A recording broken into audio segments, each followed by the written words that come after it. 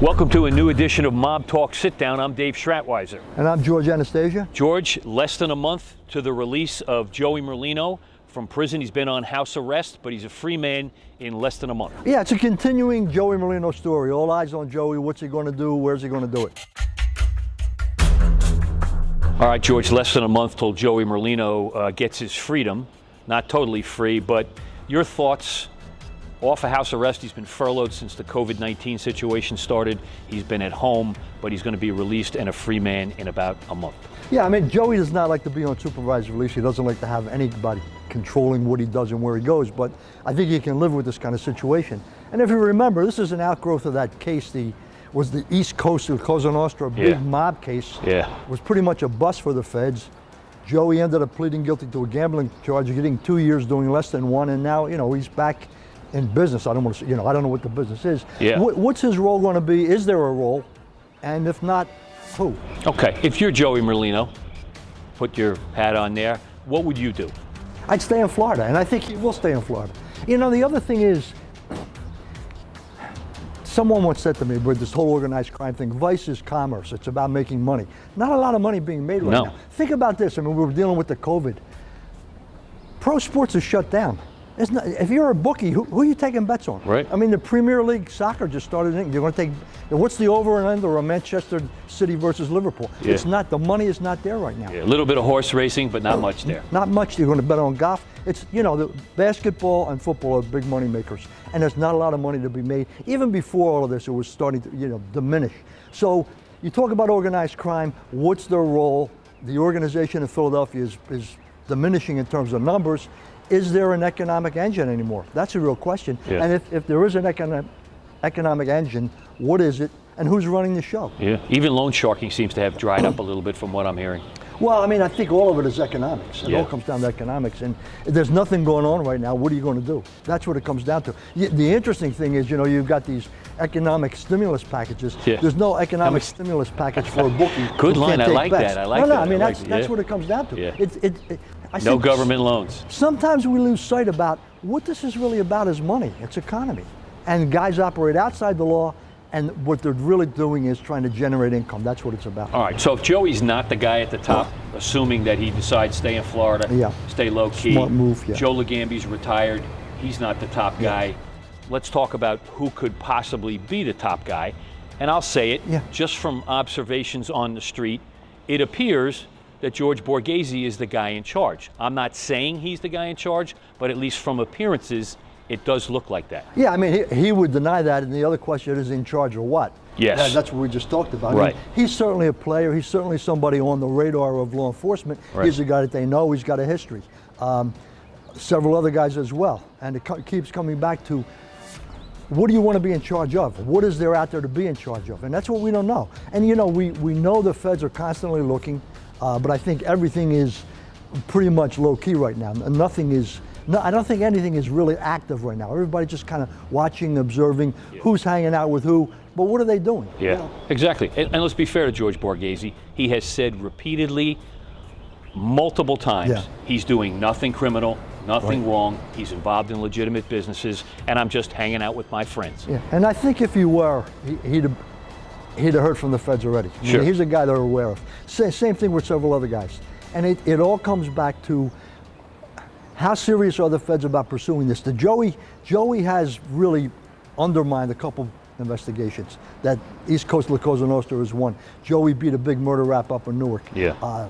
The racketeering case against Joey and George, those guys back in '01, they didn't get the more serious convictions in that case. So the feds have taken a couple hits with these guys in Philadelphia. They haven't been ultimately successful to the degree that they put these guys away forever. Yeah. And I don't think they're coming again unless they got something serious. They got to take a big swing here. Yeah, and I don't think it's there right now. Yeah. We'll see. Let's talk about the next level down.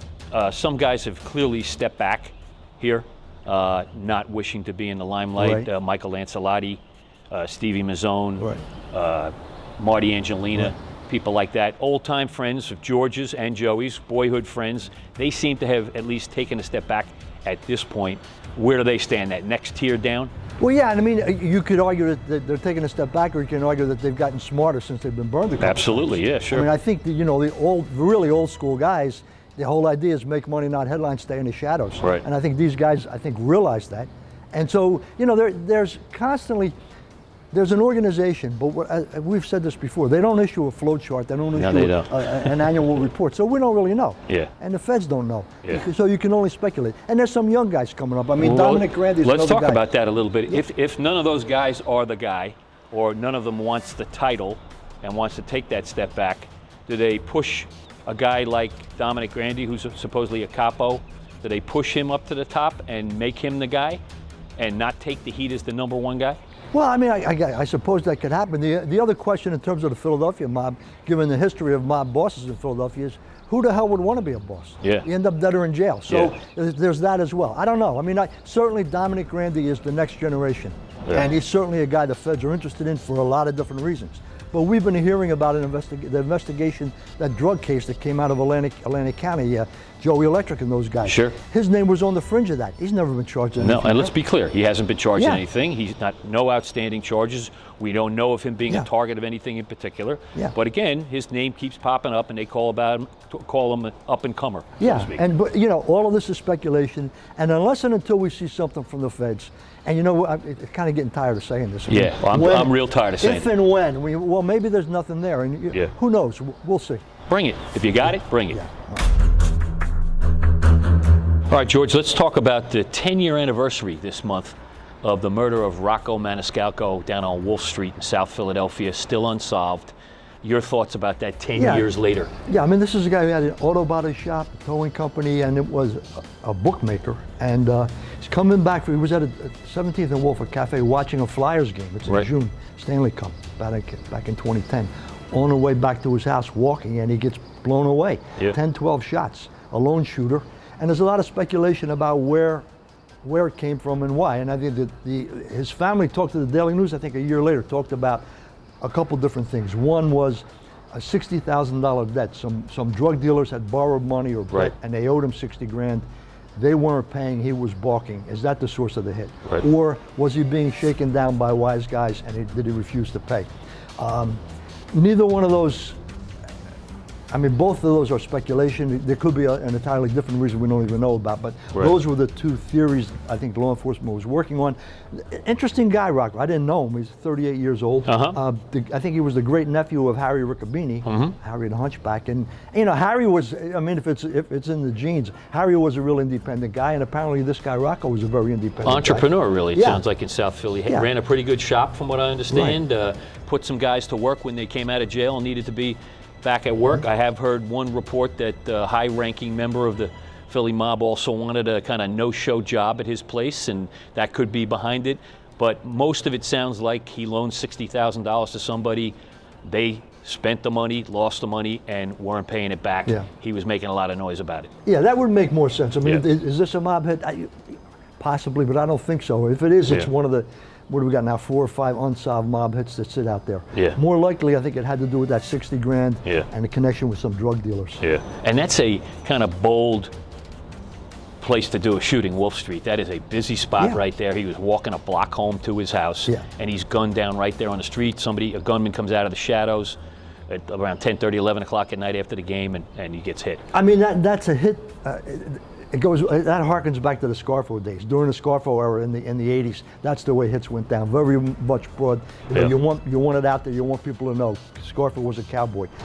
These guys, I think, are more low key, and I think these guys realize that a hit generates all kind of problems. The other thing is, Ronnie Previty used to say this: if you're doing business with a guy and you're making money with him, or you're trying to make money with him, and you kill him, the source of your money's no more money. So what's the point of all of that? So I don't know. I mean, it's an interesting case. It's a cold case. I know the family has put up a reward money. There was some reward money out there, almost 10 grand. Nobody's come forward. I think this is one of those cases where somewhere down the road, somebody who knows something will get jammed up in another criminal investigation, and in order to get out from underneath that rock, they'll give something up about this. And there is a wise guy who lives about a block away from that scene, never been mentioned or charged in this situation, but that proximity of that kind of makes people talk down there too. But the bottom line is this murder won't go away, and if the feds are indeed looking at murders, this would be one of the ones they're looking at. I mean, it never goes away, but you got a lot of dots. You try to connect the dots, and sometimes 2 and 2 they make 8. That's not the case here. We don't know. and whether this will figure into an organized crime investigation or whether it's going to be an isolated incident involving some hard-ass drug dealers and a $60,000 debt remains to be seen. Let's say something about Rocco Maniscalco. He was not a serious organized crime figure or anything like that here in Philadelphia. He was a businessman, entrepreneur. He was probably doing some things he shouldn't have been doing based on what we've been told by everybody around him. But the bottom line here is this is not a major mob guy getting taken out in the streets of Philadelphia. No, this is, from what I know, this was a guy who went to work every day. Yeah. Hard-working guy. Yep. Tow company's not easy to do. Yeah, and he had a book on the side. I mean, you know, taking bets. I mean, the casinos take bets. Yeah. Nobody takes that, is offended by that anymore. And it's unfortunate if that was the source of what his demise was. Yeah. All right, George, finally, interesting court decision coming out of Staten Island on Anthony Camello, the alleged gunman in the murder of Gambino crime boss Frank Cali. Right. This is over a year now. He was declared incompetent to stand trial, to participate in his own defense. Now, whether that's the end all of the thing, we don't know. I mean, I think though he's going to be evaluated, and he still may end up going to trial. He's charged with murder.